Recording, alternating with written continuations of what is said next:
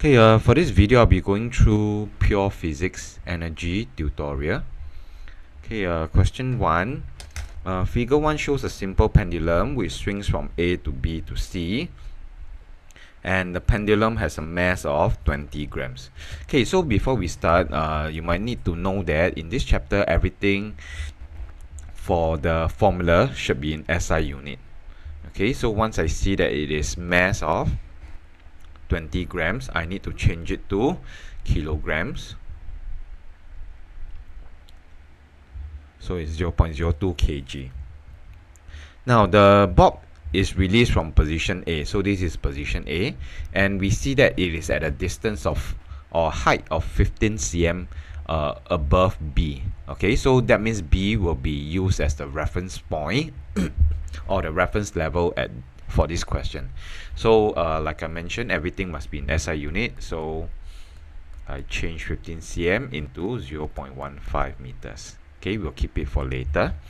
Part A, state the principal energy transfer that takes place as the bob swings from position A to position B. Okay, so at A, it has energy in the gravitational potential store, whereas at B, okay, because this is at the lowest point, so this will be at B, it will have no energy in the gravitational potential store. Rather, the energy has actually been transferred to its kinetic store. Okay, so the answer is energy is transferred mechanically. So this is actually the pathway. When you're answering this kind of question, you need the pathway. How is the energy being transferred, and from what store to what store? Is actually from the gravitational potential store to the kinetic store. Okay, now you can no longer use the word converted. Okay, this was in the old syllabus. No longer can you use converted. Okay, and you can't say like kinetic energy and gravitational potential energy. Okay, let's look at part B. Assuming that G equals to 10 Newton per kg, okay, calculate the amount of energy transferred from one store to the other when the bob swings from A to B. And they ask us to ignore the effects of air resistance. Okay, so the decrease in height is actually 0.15. So the change in or the decrease in energy in the gravitational potential store, you use the formula mgh. Okay, so m must be in SI unit and h must also be in SI unit. So that's why we have 0.02 multiplied by g, which is 10, and height of 0.15. Usually they will not do anything to the numbers or the unit of g. Okay, so most of the time the teacher will change the mass to be in non-SI unit and also for the h or distance. So the amount of energy transfer is 0.0300 joules. Leave your answer in 3SF. So for this, the answer is actually in 3SF. This is the first SF, second, then third SF. Do not leave your answer at 0.03 joules. Okay, this is only in 1 SF. So hence, calculate the speed of the bob as it passes position B.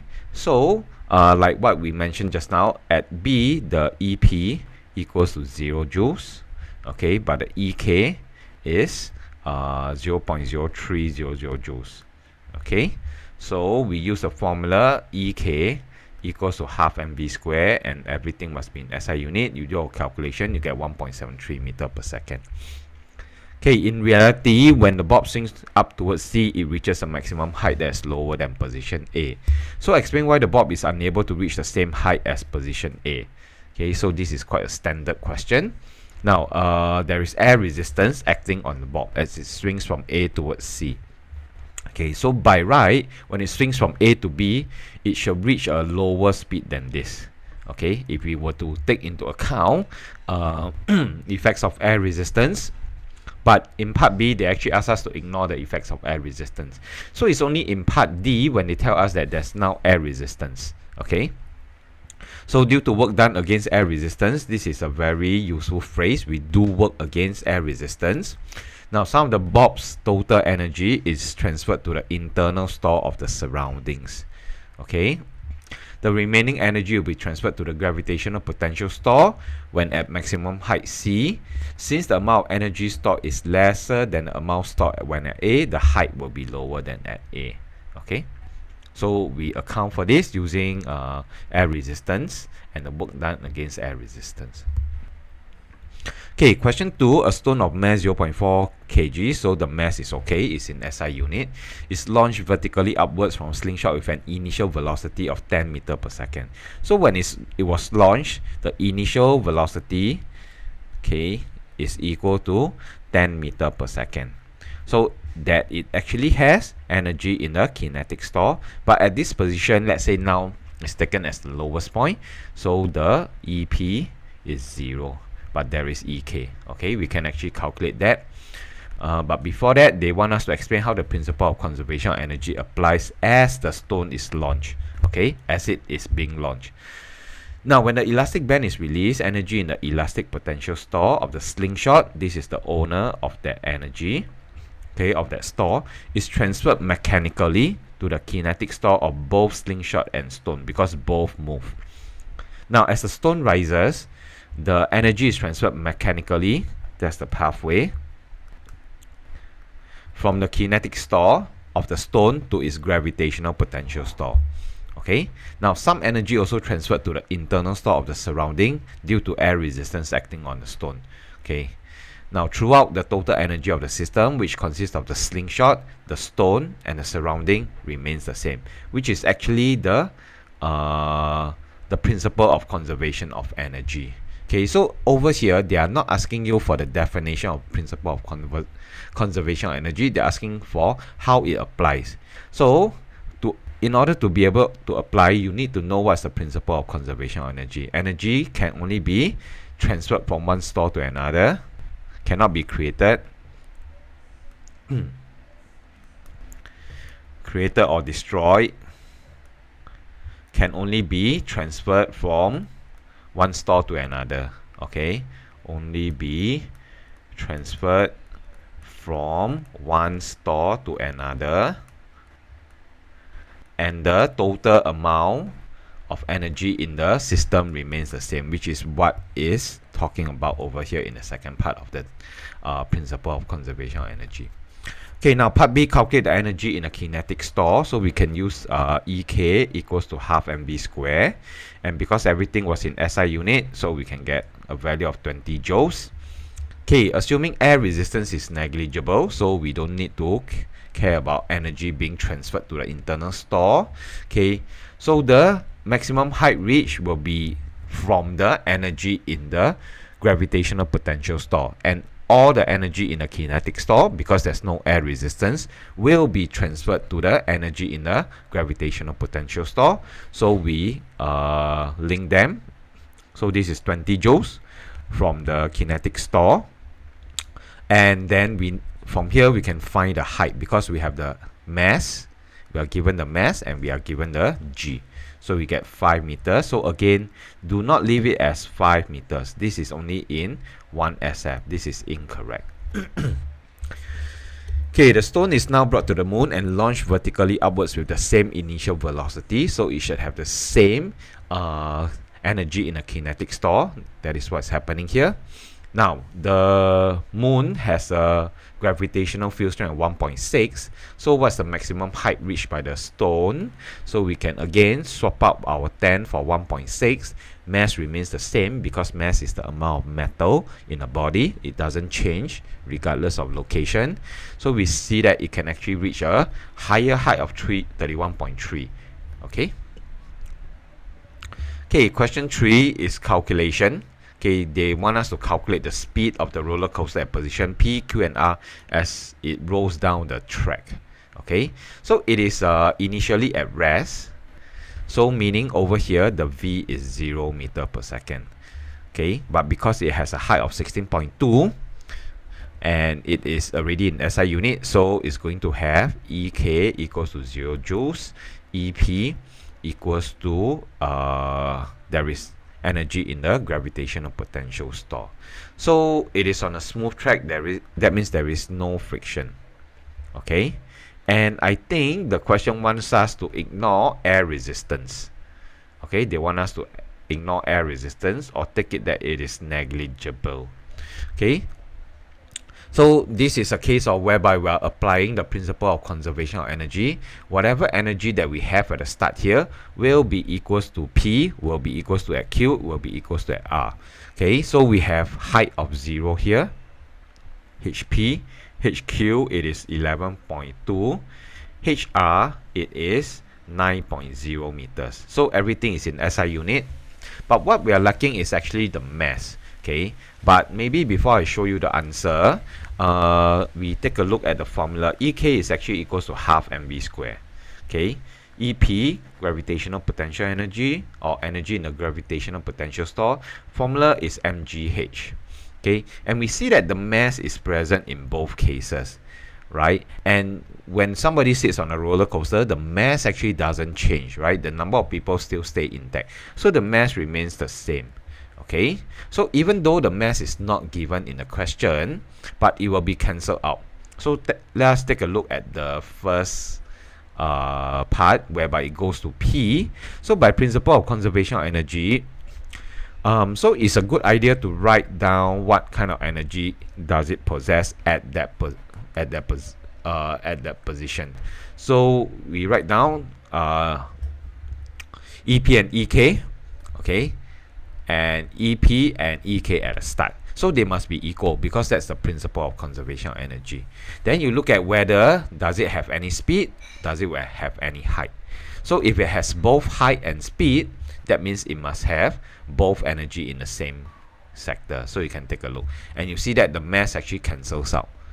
Okay, so please try this out by yourself. Okay, question 4, explanation question. Modern flashlight contains a solar panel and a lithium-ion battery. Energy received from the sun is stored in the battery.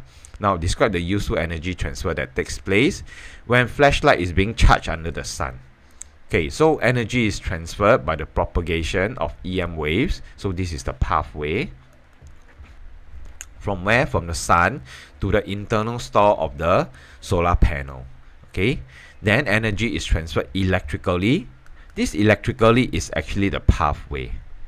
Okay, so is then transferred electrically from the internal store of the solar panel to the chemical potential store of the battery. So from solar panel to battery, and you must write down the store. Okay, so as I was marking, some of you like to still writing this, which is from the old syllabus. So you talk about light energy. Okay, so light energy is now no longer allowed. Actually, now the light is a wave, and it is a pathway, as in how the energy is transferred. So the energy is actually transferred by this light wave. Okay, so we also have electromagnetic waves by the propagation of waves. So that is one pathway. So you can no longer write light energy. Okay, similarly, electrical energy, okay, it's not possible over here. Okay, the electrically, it is the pathway.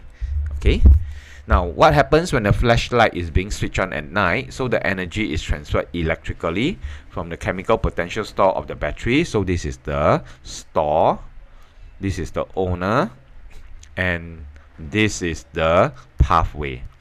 Okay, so try to have this pathway, store, and owner in your writing, in your explanation.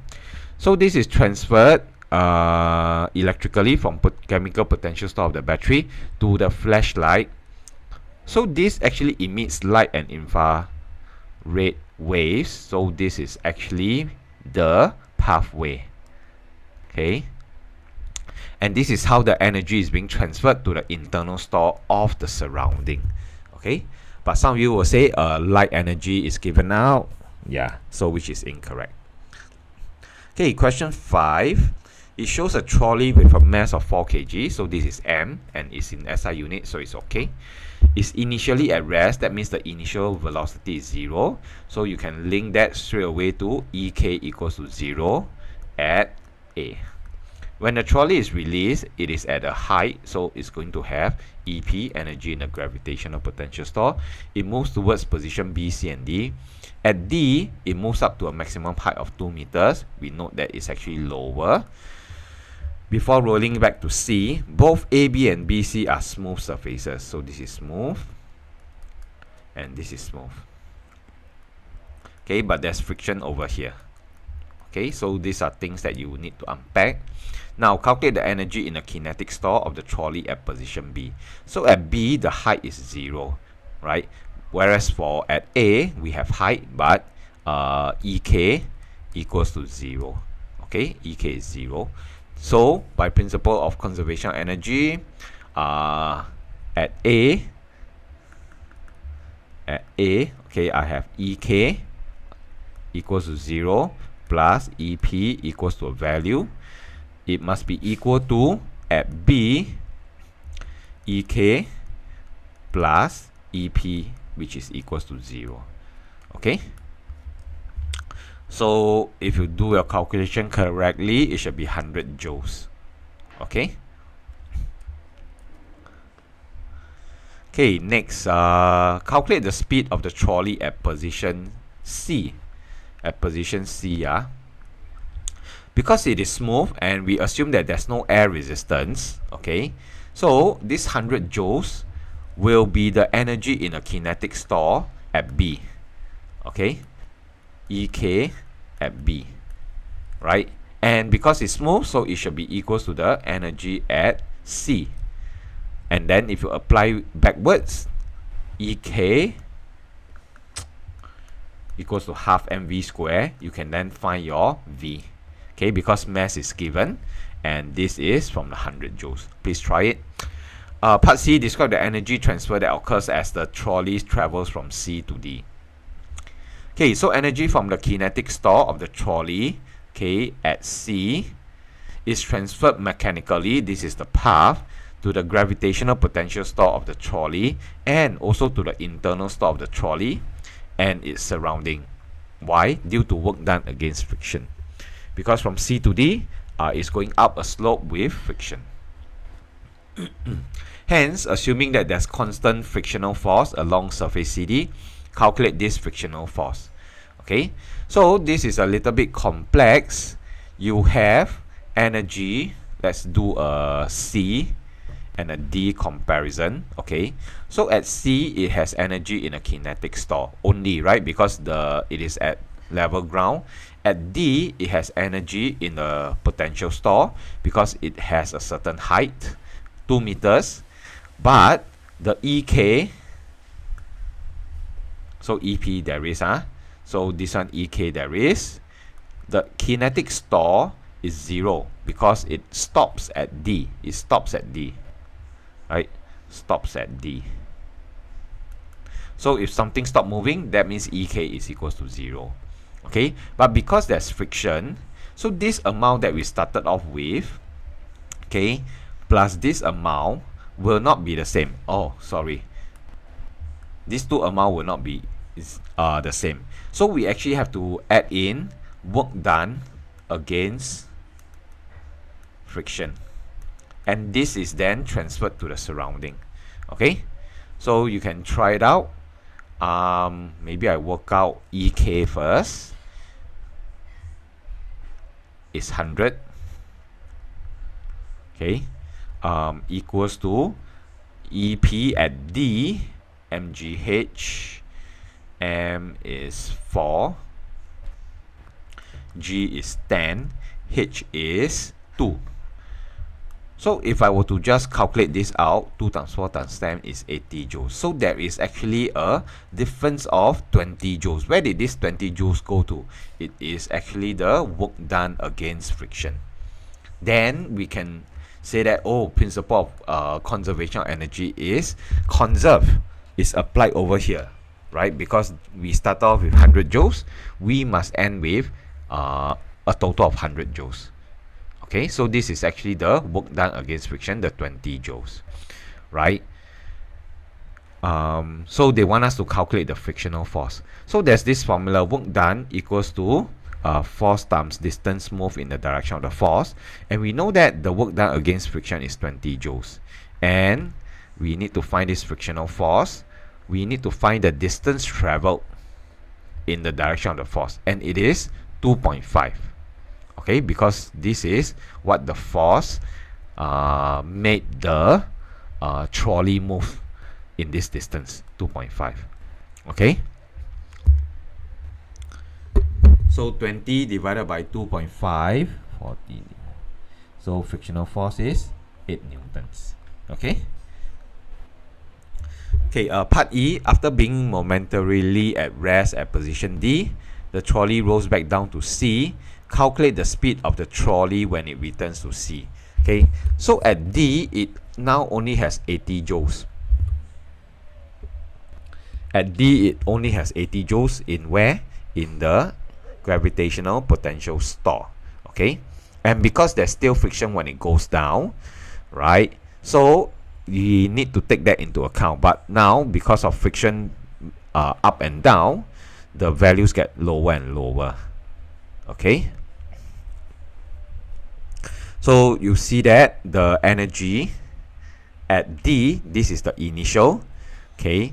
Then what is the energy at C is actually only EK. We need to find this value. Okay.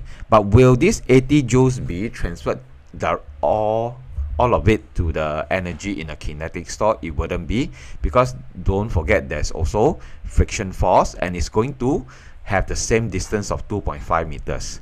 So in the end, the energy that's available to the EK at C is only 80 minus 20 equals to 60 joules. So now you need to use 60 equals to half mv square. Okay, so you need to square root your if you do your math, square root 30. Okay, so you should get this value. Can? Okay, figure 6 shows part of a hydroelectric system that generates electricity from flowing water. So every minute, okay, this one is not in SI unit. Water with a total energy of 14 kilojoules in its kinetic store hit the turbine blades, causing it to rotate. So the rotating axis transfers half of the water's energy in the kinetic store to the generator, right? So describe how the flowing water does work on the turbine blade. So this does work is important. So as the water hits the blade, it exerts a force on the blade, pushing the blade in the same direction. So this is actually a definition of work done, right? Work is done when the object that is being applied a force on moves in the direction of the force. Okay, so the concept, work done is the product of the force applied and the distance moved in the same direction as the force. So now explanation, as the turbine blade actually moves in the direction of the force, work is done by the water on the blade. So this is the explanation we are looking for. Now calculate the power input to the generator. Okay, so the work done over time is power. So power equals to energy over time. Okay, but again, everything must be in SI unit. So your 1 minute, you need to change it into 60 seconds. So that's why we take 14 kilojoules, 14,000 divided by 60. So we get 233.3 watts. But because only half of this gets transferred to the generator, so the power to the generator is only half of what we have calculated. So it's 117 watts. Okay, now electrical power output from the generator is measured to be 100 watts. So although we are supposed to get 117 watts, but we only measure this amount of power in the generator. So it's actually less than what was calculated. So explain why the electrical power output is different from your answer in part B. Now this is due to frictional forces within the generator, right? When things turn, it rubs against surfaces, so there is friction. So we need to do work against friction force.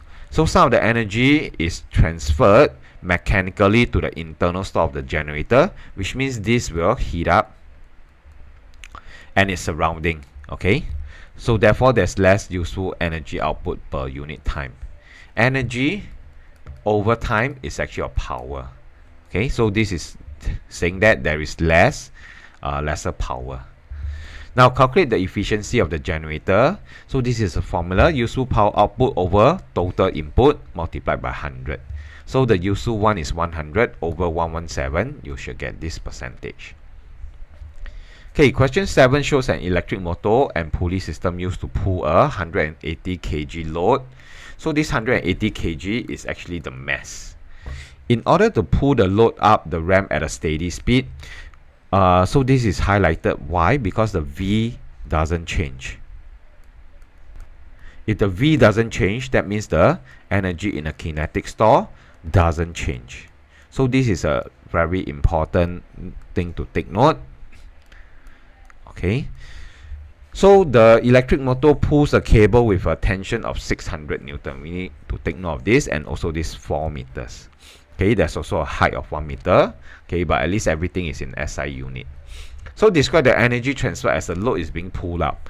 The electric motor does work on the load, okay, to transfer energy mechanically to the gravitational potential store, right? It's being pulled up to a height, so there is energy transferred to the gravitational potential store of the load, okay, and also to the internal store of the load and the surrounding.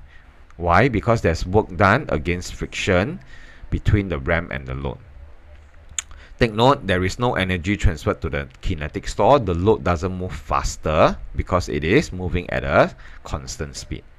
So they want us to calculate the work done by the tension in pulling the load up the ram.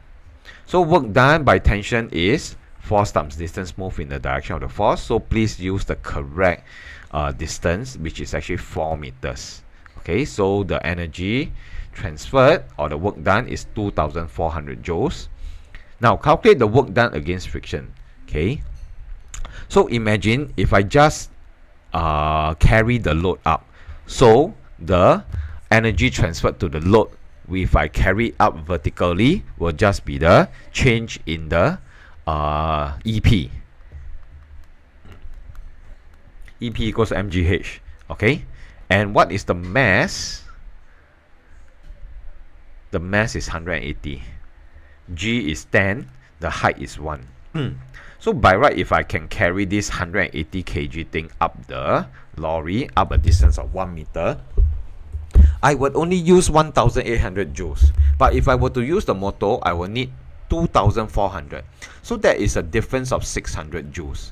Okay, but why is there this 600 joules? Because this is the work done against friction. Work done against friction. Okay, so this is the amount that we are looking at. So some people will ask, why then do we use this motor to pull up the load? Why don't we just carry it? Because this is a mass of 180 kg. Okay, and it's quite difficult for me to lift 180 kg up 1 meters. Okay, so yeah, that's how machine help us do work more easily. But there may not be there will be some energy that's being transferred, will not be into the system. So hence calculate the frictional force between the ram and the load, assuming that it is a constant force. So this is the work done against friction. So you use this formula, work done equals to force times distance. So again, use this distance of 4 meters. We get a force of 150 Newton. Now electric motor has a power rating of 400 watts. So this is the P. Assuming that the electric motor is 100% efficient, calculate the time taken to pull the load up. So power equals to work done over time, and because this is 400, so we are using work done of 2,400, the time will be 6 seconds.